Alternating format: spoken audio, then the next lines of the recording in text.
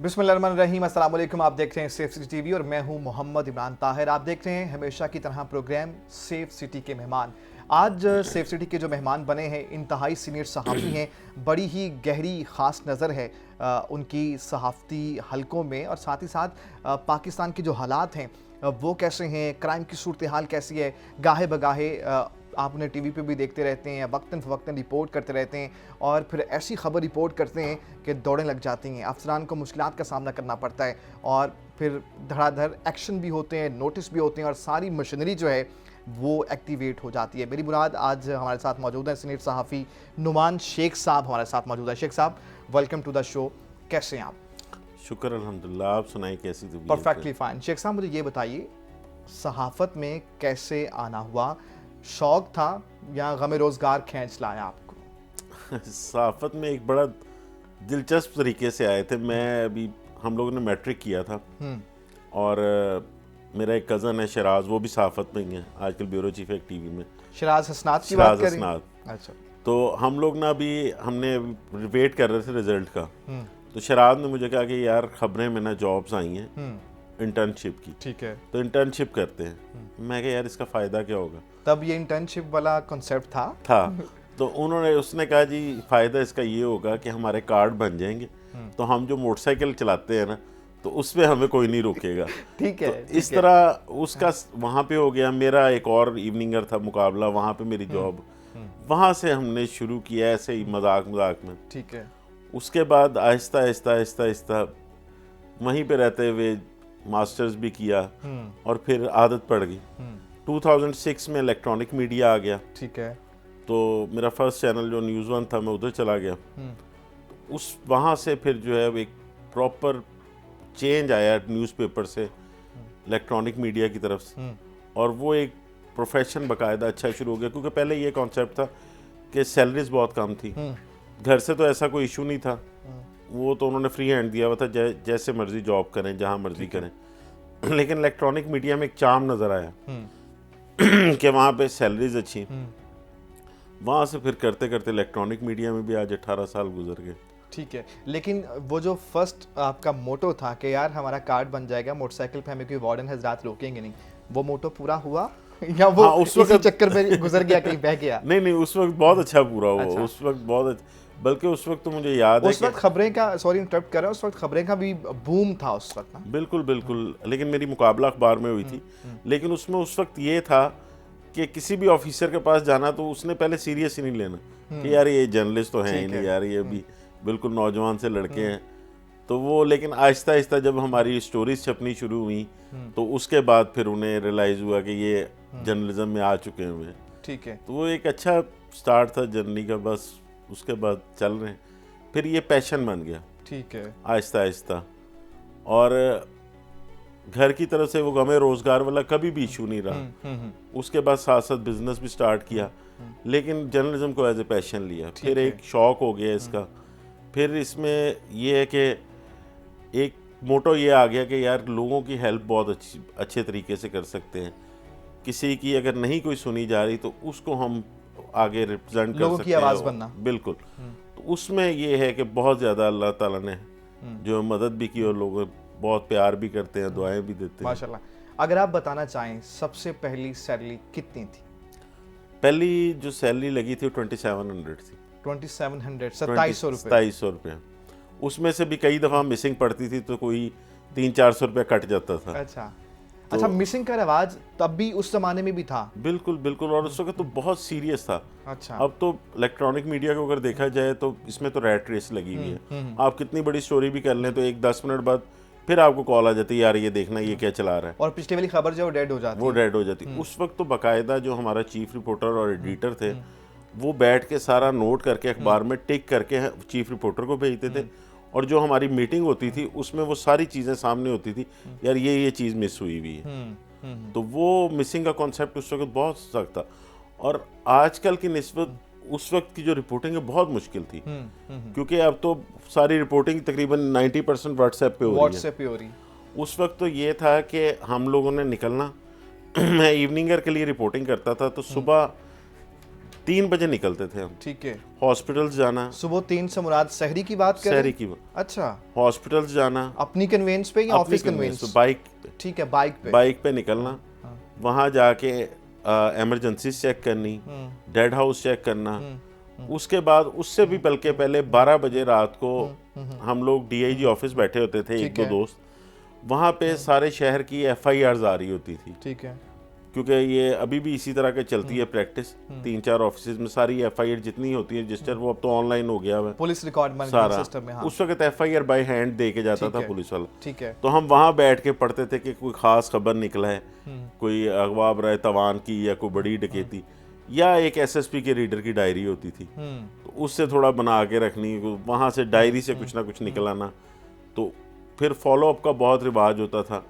मैं अगर सुबह मॉर्निंग के पेपर में खबर लगी हुई है तो हम दोपहर को उसका फॉलो अप लाजमी करते थे, वो लाजमी देखते थे। फिर कोई स्पॉट करना होता था, मैं जिस तरह की आज सर्दी है, मुझे याद है एक दफ़ा कोई 2001 की बात है, कोई पुलिस मुकाबला हो गया शादरा टाउन के करीब, कोई 4 डाकू मर गए। तो धुंध में हम लोग वहाँ तक पहुँचे, वहाँ पे स्पॉट क्लियर हो गया था। फिर वहाँ से वापस आए डेड हाउस, वहाँ आके वो फोटोग्राफर बुला के तस्वीरें उतरवाई। इस तरह की उस वक्त रिपोर्टिंग इस तरह थी। समझते हैं कि मौजूदा ज़माने के अंदर, मौजूदा इरा के अंदर, जब इलेक्ट्रॉनिक मीडिया आ गया है, हर तरफ खबरों की बहुतात है, फॉलोअप कहीं ना कहीं रह जाता है, दब जाता है, फॉलोअप होता ही नहीं खबरों का।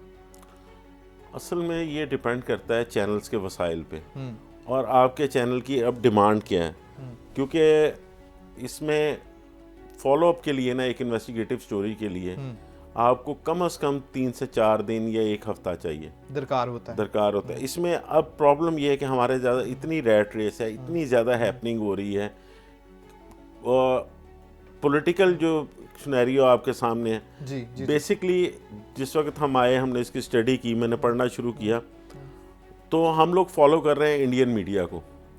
सनसनी वो चल रहा होता है CCC पे, ठीक है। वहाँ पे क्राइम है, सिनेमा है या क्रिकेट है। ऐसे ही हमारा जो मीडिया है ये PC पे चल रहा होता है, यहाँ पे पॉलिटिक्स एंड क्राइम है। ऐसे ही।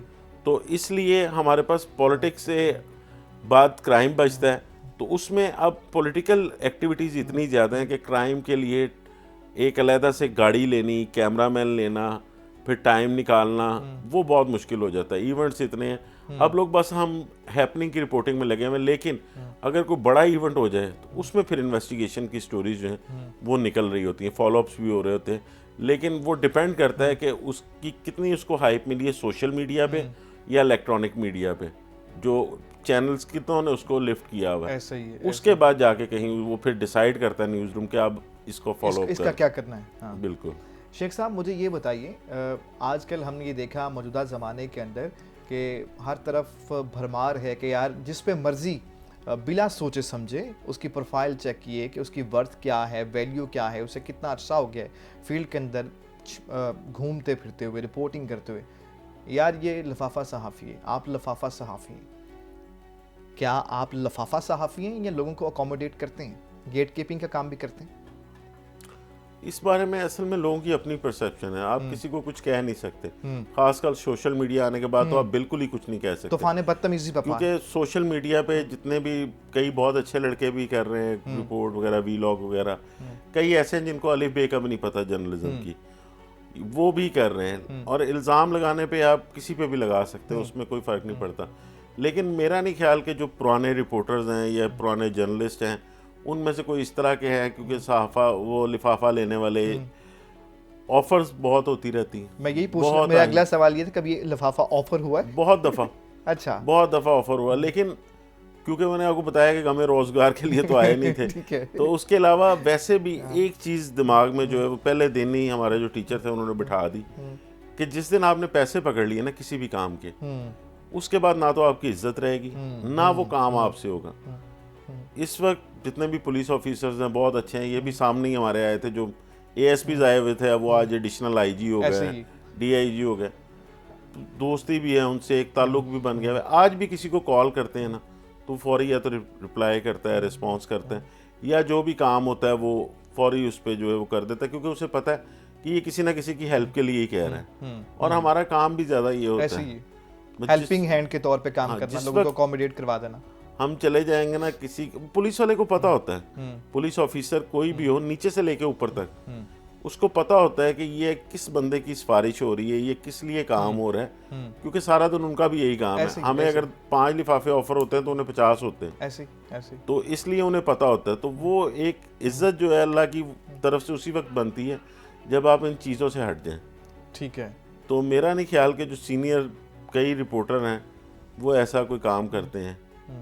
ये ज़्यादातर जो प्रॉब्लम आती है ना, ये आती है उन चैनल्स में या उन इदारों में जहाँ पे सैलरीज वगैरह नहीं मिल रही और काम आप उनसे पूरा ले रहे हैं। ठीक है। तो वहाँ पे फिर जाके रिपोर्टर जो है वो कोई अपना खर्चा निकालने के लिए कहीं ना कहीं से कुछ ले भी लेता है। ठीक है। लेकिन मेरा नहीं ख्याल कि कोई बहुत बड़े लेवल पे, बहुत माइनर लेवल पे। ठीक है। सीनियर सहाफ़ी नुमान शेख साहब हमारे साथ मौजूद हैं। अभी वक्त है एक ब्रेक का, आप हमारे साथ जुड़े रहिए।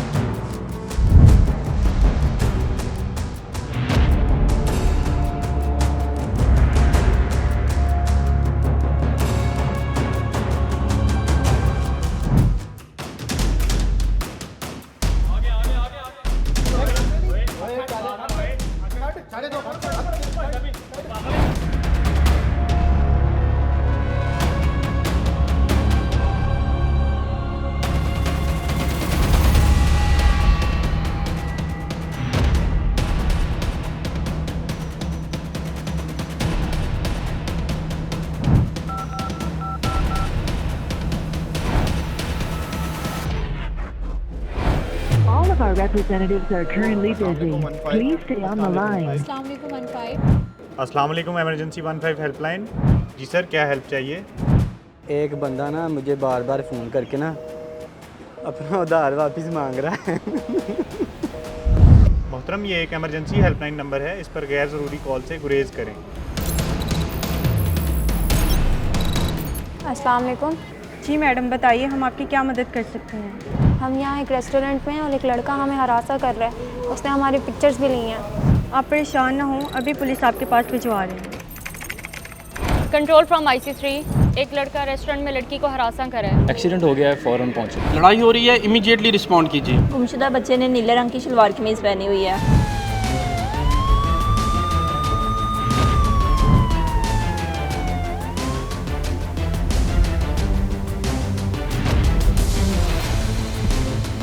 वन 5 पर लाहौर समेत पंजाब भर से रोजाना 80 से 90 हज़ार कॉल्स मौसूल होती हैं। रोजाना मौसूल होने वाली कॉल्स में 85% गैर मुतल्लका होती हैं। शहरियों से अपील है कि 15 पर गैर जरूरी कॉल से इज्तनाब करें ताकि मुसीबत में फंसे शहरियों की बरवक्त इमदाद की जा सके।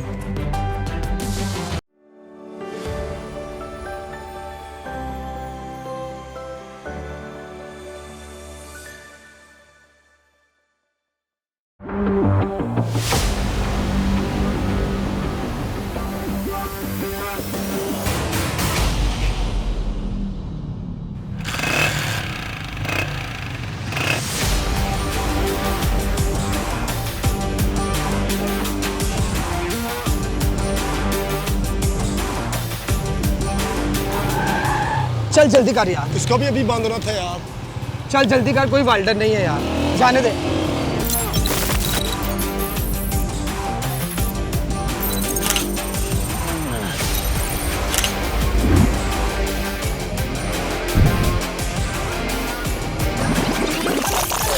इसको भी अभी बांधना था यार। चल जल्दी कर, कोई वाल्डर नहीं है यार, जाने दे।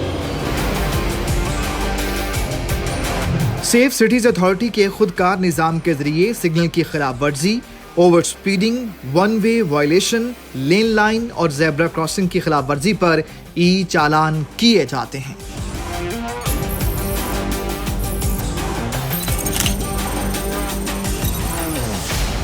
आलमी दायरा शुमारियात निम्बियो के मुताबिक सेफ सिटीज़ के इंटेलिजेंट ट्रैफिक मैनेजमेंट सिस्टम की बदौलत आलमी रैंकिंग में लाहौर के ट्रैफिक इंडेक्स में नुमायां बेहतरी आई है।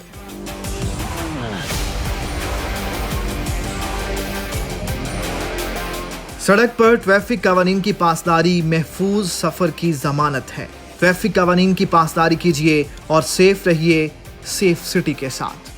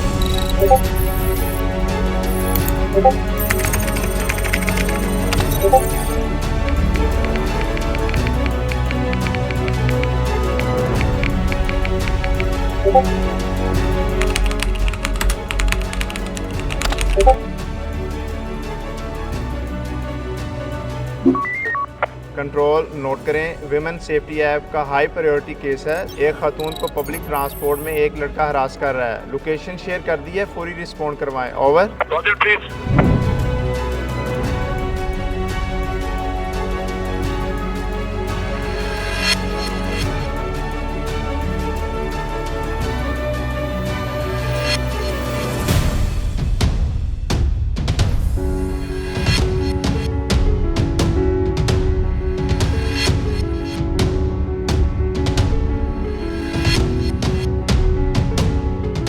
ख़वातीन किसी भी खतरे या परेशानी में वुमेन सेफ्टी ऐप के जरिए मदद तलब कर सकती हैं। Punjab police women safety app download करें और अपना तहफ़्फ़ुज़ यकीनी बनाएं।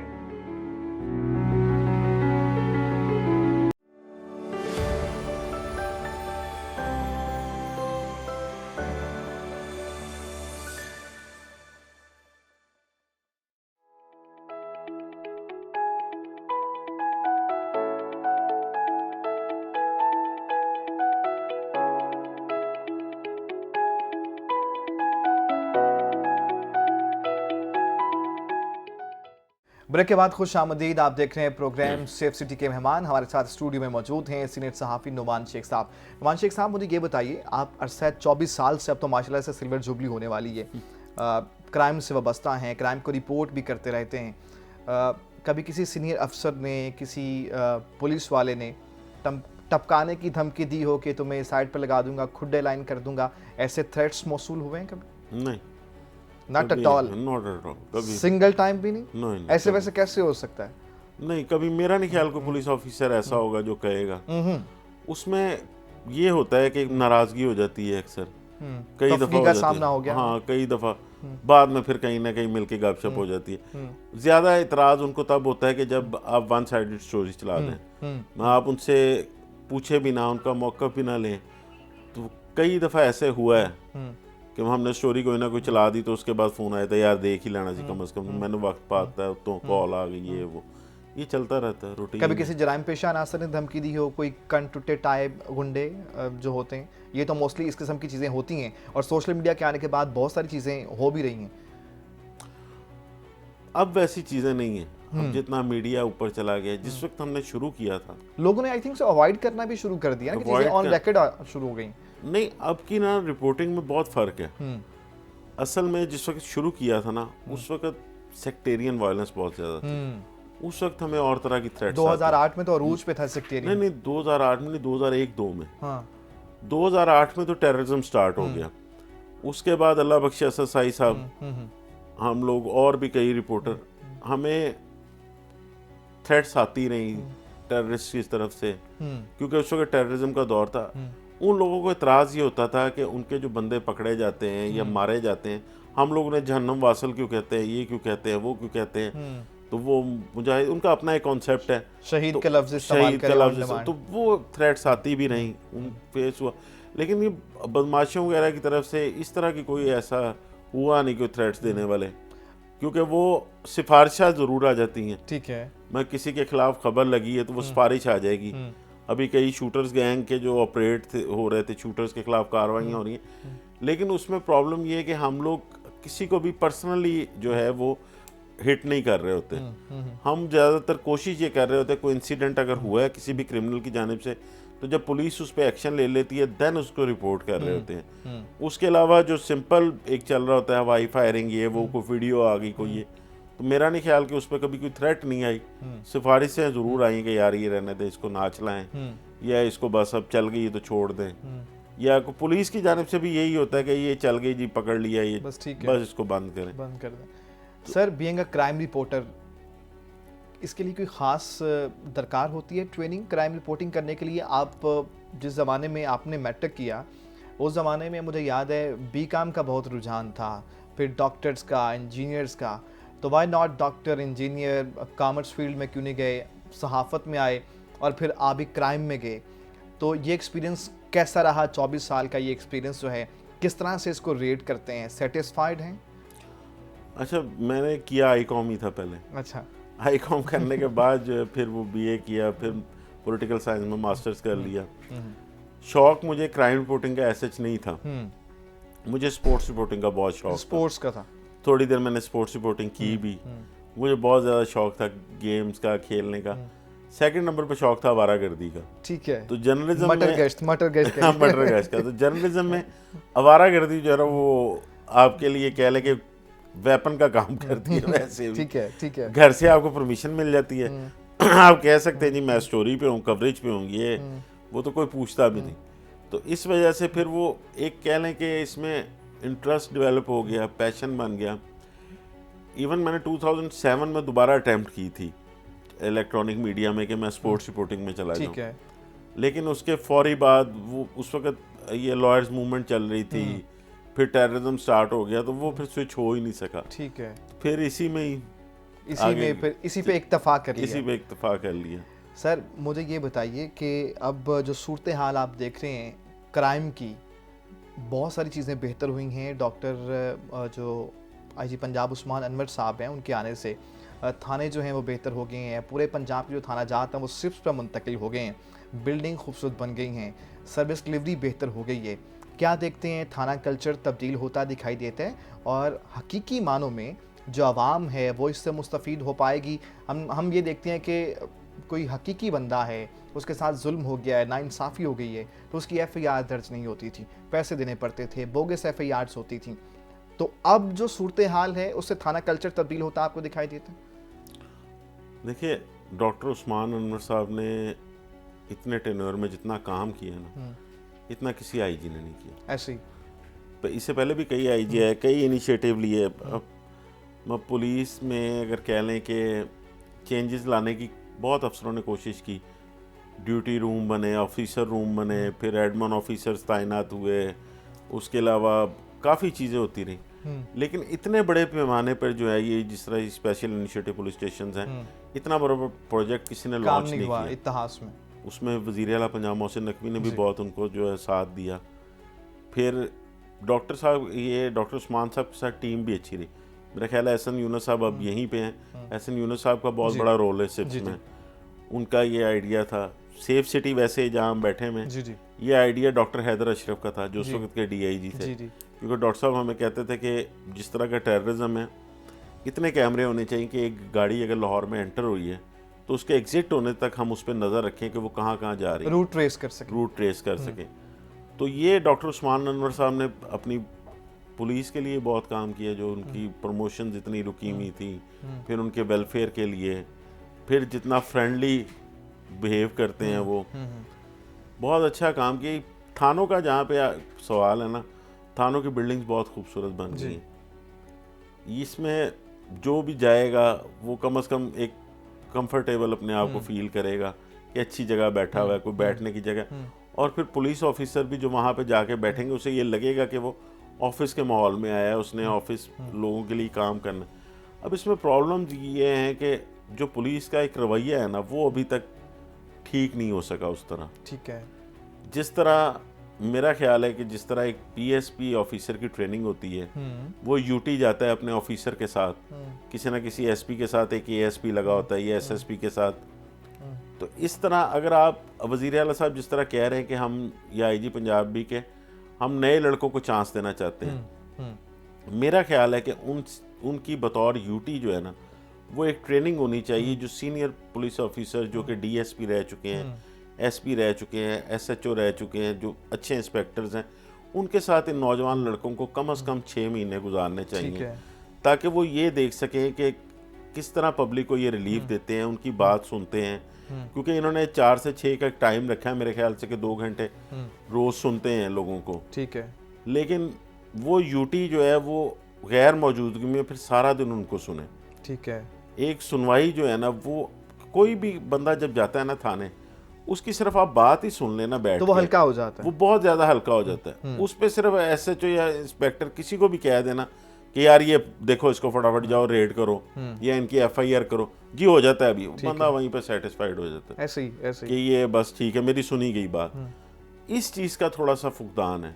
दूसरा, पुलिस वालों की भी ड्यूटीज इतनी ज़्यादा हैं, हेक्टिक हैं, बहुत ज़्यादा हेक्टिक हैं।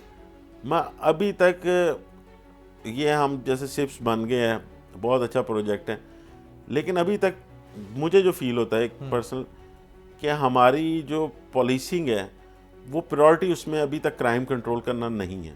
तो फिर है क्या? उसमें प्रायोरिटी ये है कि लॉ एंड ऑर्डर का कोई इशू ना बने, उसको सॉल्व कर लिया जाए। कोई मीडिया पे चीज़ हाईलाइट ना हो, उसको सॉल्व कर लिया जाए। क्योंकि क्राइम का उसके लिए तो ऐसे काम नहीं हो रहा जिस तरह होना चाहिए। अली रिजवी बहुत अच्छे ऑफिसर है, डीआईजी ऑपरेशन लगे हुए हैं वो दिन रात, लेकिन अभी तक उनसे टीम ही सेट नहीं हो पाई। इतनी ज़्यादा चेंजिंग्स और ये वो, अब तक उन्हें टीम सेट करके उसे किसी न किसी एक रास्ते पे चला देना चाहिए था। ठीक है। लेकिन वो अभी तक सेट नहीं हो पाई। क्राइम का ग्राफ उनके अपने रिकॉर्ड के मुताबिक तो नीचे आया है, उसमें एफआईआर्स भी पूरी दर्ज हो रही हैं, लेकिन फिर भी लोगों में जो है ना एहसास तहफ़्फ़ुज़ नहीं है अभी भी। उसकी सबसे बड़ी वजह यही है, जो आपका पेट्रोलिंग वाला अमला है, उसका किसी से भी रवैया इतना अच्छा नहीं है। ठीक है। मसला गवर्नमेंट की तरफ से ऑर्डर आए हैं कोई 10 बजे अगर आपने सारा कुछ बंद कराना है, तो वो एक तरीक़ेकार के तहत आके नहीं बंद कराते। वो आके जिस तरह गालियां दे के या जिस तरह बुरे अल्फाज इस्तेमाल करके पकड़ दकड़ के, उस वजह से जो पब्लिक पे इम्पैक्ट है ना, वो अभी तक बेहतर नहीं है। पब्लिक परसेप्शन जो है वो ख़राब होती है, बहुत ख़राब है। शेख साहब ये कहिएगा, ये being a crime reporter, crime को रिपोर्ट करने का मकसद जो है हाईलाइट करनी होती हैं चीज़ें कि यहाँ पे ये जो एरिया है ये नो गो एरिया है, यहाँ पे क्राइम रेट ज़्यादा है, या इसका मकसद शहरी में खौफ व हिरास फैलाना है, सनसनी खेज़ी फैलानी है, और जो क्राइम रिपोर्टर्स हैं उनमें से टॉप ऑफ द लिस्ट आना है कि यार दिस इज़ शेख नुमान, मैंने सबसे पहले खबर निकाली है, मेरे सबसे ज़्यादा सोर्स ज़्यादा हैं। मेरा नहीं ख्याल कि अब ऐसे कोई रैट रेस में आप कर सकते हैं। मेरे ख्याल से कोई 100 के करीब रिपोर्टर हैं, रोज़ ही सुबह निकलते हैं, सारे मेहनत कर रहे होते हैं, तो वो स्टोरी किसी के भी हाथ लग सकती है। कोई भी आपके सामने कोई इंसिडेंट हो सकता है तो आप उसको रिपोर्ट कर सकते हैं अब तो सोशल मीडिया के ऊपर। लेकिन चंद एक अच्छी स्टोरीज भी हैं, कुछ यादें भी रह जाती हैं। मैं आपको बताऊं, जो बताइए कोई एक आधी। मैं एक दो स्टोरीज तो मेरी ऐसी थी जो कि मजाक में हुई, मुझे उस चीज़ का आइडिया भी नहीं था। मुझे याद है 2009 की बात है, रेस्क्यू का एक फंक्शन हुआ प्रेस क्लब में कि हमने 5 लाख ऑपरेशंस मुकम्मल कर लिए। ठीक है। डॉक्टर रिजवान नसीर जो अभी भी हैं, जो अभी भी स्टिल शुरू से यही है, हाँ बचपन से इन्हें देख रहे हैं तो इनसे मैंने वैसे ही एक सवाल कर लिया कि आपने बेनज़ीर की जाए शहादत किसके कहने पे धोई थी। ठीक है। तो इन्होंने कहा बाग वाली, हाँ जी, इन्होंने कहा जी रेलिवेंट नहीं है इसमें। मैं कहा जी रेलिवेंट नहीं, लाइव चल रही है। इन्होंने कह दिया पुलिस के कहने पे। साथ ही मेरे से शराज था शायद, उसने क्वेश्चन किया सऊद अजीज़ के कहने पे, इन्होंने कह दिया जी बिल्कुल पुलिस ऑफिसर ने कहा था तो हमने उसी वक्त धो दी। वहाँ से जो कह लें कि कलेक्ट ही नहीं हो सके थे अभी तक वो जो एविडेंस और जो चीज़ें थी, उस पे फौरी तौर पे वो ब्रेकिंग चलनी शुरू हुई। वो फैक्ट फाइंडिंग कमेटी बन गई क्योंकि उस वक्त जरदारी साहब की हुकूमत थी, तो सऊद अजीज़ साहब अंदर हो गए। अच्छा। वो इस तरह का इशू बना।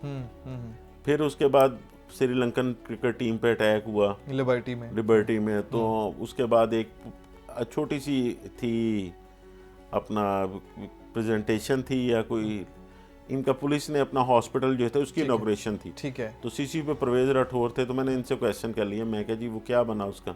उन्होंने कहा जी वो बैरूनी हाथ मुलव्वस है। तो मैं कहा हॉस्पिटल में या श्रीलंकन टीम में मुझे यार वो बैरूनी हाथ है। मैं कहा इसका मतलब है अफगानिस्तान है। कहते नहीं यार इंडिया है। वो इतना ज़्यादा चला, बाद में मुझे उनकी कॉल्स भी आती रही कि तूने मेरे मुंह से क्या निकलवा दिया। वो इंडियन डिफेंस मिनिस्टर को उस पर प्रेस कॉन्फ्रेंस करनी पड़ी कि ये गलत कह रहे हैं।